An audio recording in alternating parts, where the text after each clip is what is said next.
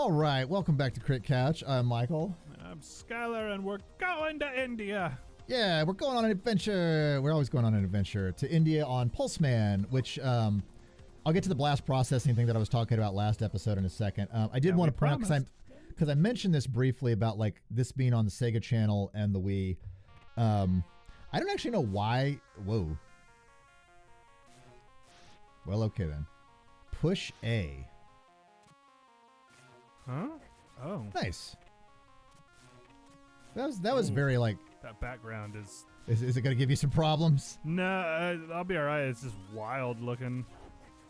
So the blast processing thing. So I think technically the Genesis was a bit faster of a CPU, but there were like, I think actually the Super Nintendo could display more colors. Mm.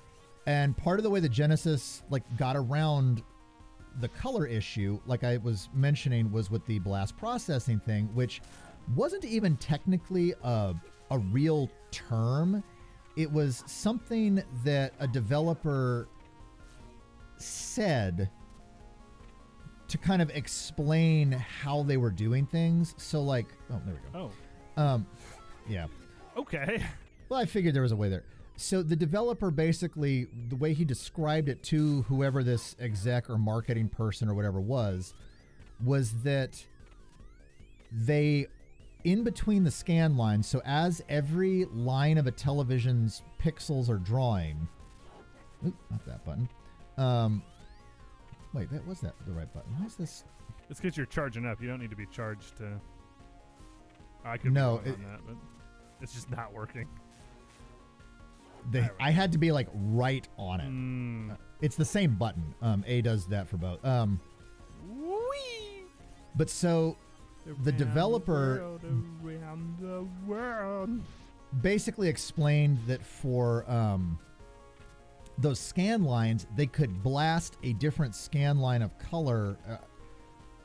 It's been a minute since I've read this, so forgive me, anybody who's watching, if this isn't exactly correct, but it's effectively, I believe it was only for static backgrounds. They could add additional colors in every other scan line, and he described it as they could blast that in. And what that really meant was they could do more dithering, which is when you've got colors that are every other color. They could like make more color depth and different color palettes. Oh, that's weird. Whoa. Oh, so maybe the other one was just teaching you how to do it? Well, yeah, I can actually. Oh God, that's difficult to like negotiate. Okay, so if I jump here and then go here and then go.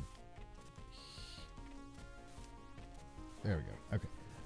So they could basically like dithering is like when you have like every other pixel is a slightly different color, and it allows you to like make it look like there's a different color at a high enough resolution. Mm-hmm. Because the two colors kind of, your eyes sort of blend them together into something else. So that's really all that was. But of course that got turned into a sales gimmick for, oh, the Genesis has like so many more colors than, or so much more power than a Super Nintendo. So haha. So I didn't realize I was opening up a can of worms with the like power thing. I was wondering which system maybe actually had a stronger processor. But but that's kind of like, they were both 16-bit processors. Sure. And as long as they were both 16-bit, like, I mean, it's frankly, it's kind of like the difference between like PlayStation and Xbox, and what that difference. Oh my God, the jumps are a little squirrely for negotiating like landing on a single block, and I don't like it. Yeah, because it keeps looking like you keep going for that one little egg, and then it just.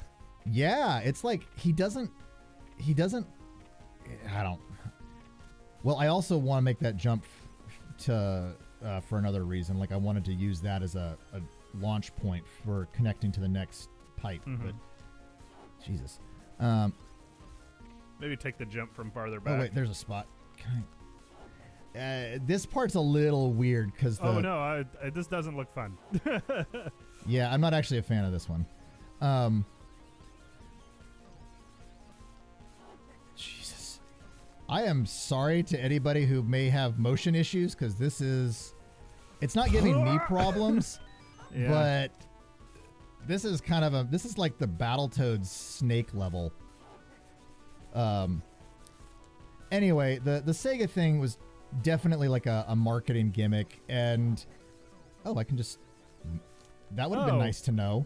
Yeah, if only something would have taught you that. Wow, I can just use the arrows to swap? I guess that's what those arrows are meant to indicate. Yeah, except... Okay, cool. Maybe it's a good thing Game Freak stuck to Pokemon. But yeah, so basically the marketing department just turned it into like a dumb gimmick to make it seem like the Super Nintendo was more powerful, or the Genesis was more powerful than the Super Nintendo. That is a terrible graphic because it looks like Mega Man spikes, and it's actually just background. Oh yeah. Oh god, it's a little loopy too. It's like you're in a cylinder. I like it though, actually, if I'm being honest. Because it evokes like a claustrophobic feeling, even though it's not actually affecting. Oh, I wasn't talking about the background. I was talking about these trees. Oh. Where the tree that I didn't register at first that this wasn't an environmental obstacle because it's reading on the same plane as everything else. Anyway, the Genesis, so I for instance, I like the Super Nintendo's audio better than the Genesis. That's probably gonna make me some enemies. I do not think either is better or worse. Yes, but come get him. But the Super Nintendo used audio samples, which is why there's a wider array of sound qualities on the Super Nintendo. Basically, the Genesis has a sound thing. I don't actually know. Oh, nice. It just lets me constantly shoot. I don't know how I'm going to get out of this, but no idea. You're going to have to. Oh no! Well, that wasn't it. But so the Genesis had I think it's a Yamaha sound chip, which is why most Genesis music has a similar quality to it, because much like the Nintendo, it's all building its orchestrations off of the same synthesizer chip. So every instrument that it's building is going to have that same quality. And to me, I'm not a big fan of the tinniness of it. There's always sort of a metallic tinge to the Genesis chip. And again, this isn't a bad thing. He's not saying that you're a worse person for liking it. I like how I always have this qualification of I prefer this thing, but that doesn't make this one bad. I think one of the benefits, I'm just going to avoid that thing. Yeah, no, who cares? I think one of the benefits of that is you have a lot, you do have, oh God. You do have a lot of, when companies just had to worry about the orchestrations, the composition of the music, I think it enabled them to focus, just on that part of it, rather than also having to have a sound team that could build out the samples. Because with the samples, you kind of have an extra layer of potential shit audio, because there are Super Nintendo games, and I'd have to go digging because I know I've run into them. But there are Super Nintendo. Why? What? Whoa! What the what? What happened? I have no idea what just happened. Did you lose control? I don't know what that was. Oh, okay. I would be completely honest. I have no idea what that was. Hey Sega, get your shit. We're gonna need a patch for this game. I don't know if that was I don't know if I wigged the game out. I don't know if I really have no clue what just happened there.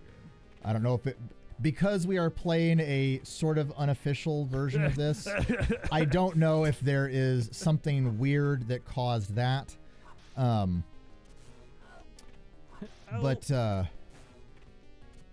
that I can go for.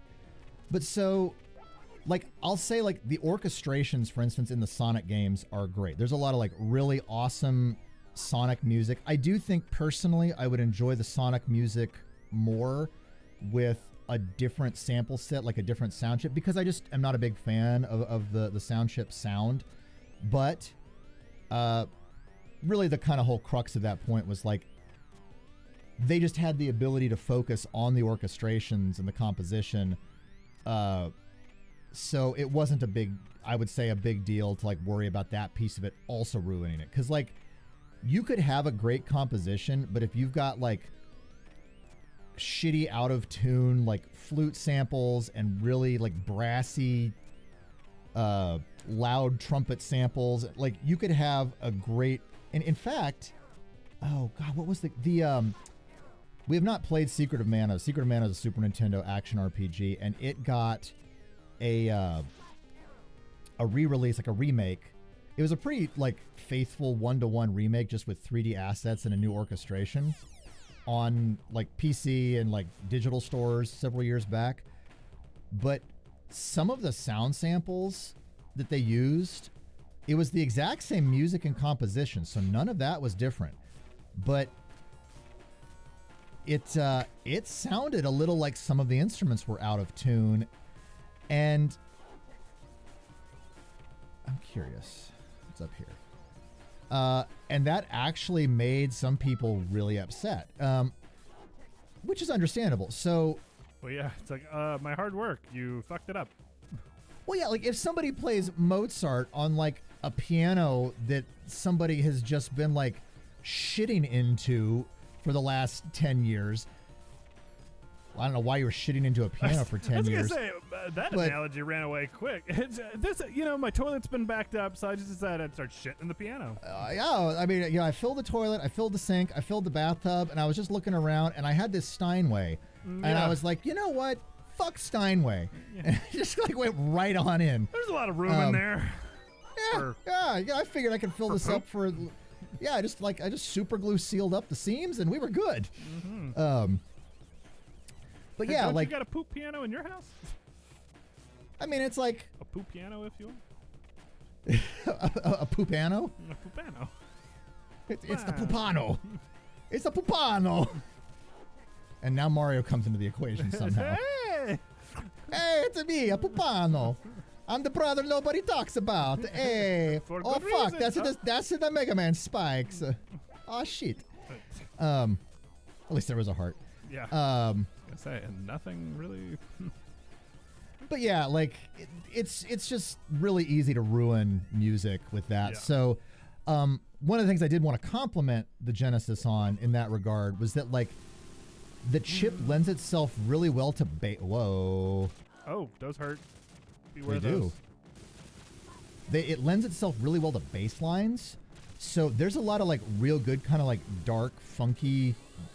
What? Okay, so I'm probably supposed to do this. That didn't look like it hurt him. It did. He flashed. Oh, did it? Okay. I just have to like not die to all of his bullshit. Yeah. So, I think that's part of why like you get some really cool like action-y music. Oh fuck. You get some really cool action-y music. I'm a tree robot. You get some really cool action-y music because those bass lines and that dark funk and stuff, it just works really well with that type of instrumentation. Like the concept of dark, like of genres of music. This is some dark funk.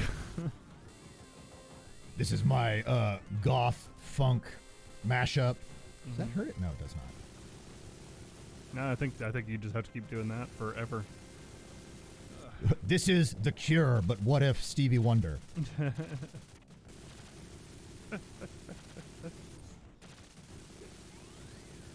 God, bum, bum, bum, bum, bum, bum, bum, bum, bum, bum. Ah! Actually, The Cure is not. I was gonna say The Cure's not really screamy. Run for your life, Poltum. I almost said Proto Man. Pulseman. They had to know, right? Like, they had to know when they designed this guy that, like... No way! Like, he even has the, like... black face visor the way Proto Man has. Like, and I get that they were trying to create a foil to Sonic, but it's like, come on. Proto Man was a thing since like multiple years before this guy. I think Mega Man 3 was his first appearance. And it's specifically to me, it's not even so much the visor, it's the whole kit and caboodle of him. Like, from the way his like fists are down to his shoes and stuff, like there is a style there that is very borrowed feeling. Oh no. I love, okay, so... What is this? What's happening? It's fucking Breakout. Oh, that's so fun. I like how we went from like, okay, so for disclosure, we've recorded this after like the Fire Strikers video became like our top video. Yeah. Which Fire Strikers, like I think I titled that video, you